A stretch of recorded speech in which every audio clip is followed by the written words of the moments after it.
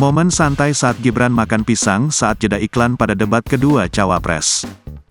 Terekam momen Cawapres nomor urut 2 Gibran Raka Buming Raka dengan santai makan pisang saat jeda iklan debat Pilpres 2024. Mulanya Gibran tampak berbincang dengan si adik kandung yang merupakan Ketum PSI Kaesang Pangarep dan istri Erina Gudono.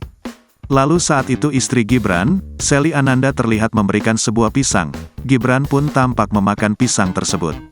Sesekali dia terlihat bersalaman dengan tokoh-tokoh dari TKN yang hadir.